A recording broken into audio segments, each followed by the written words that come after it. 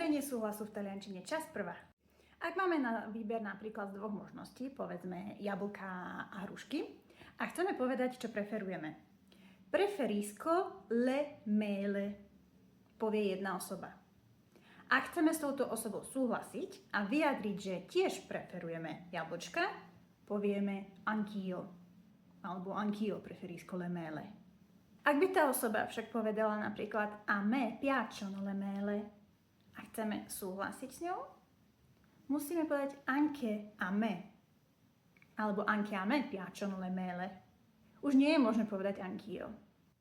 Musíme sa teda držať rovnakého podmetu, aký použila tá druhá osoba. Ak hovorí io, keď súhlasím, môžem povedať anch'io.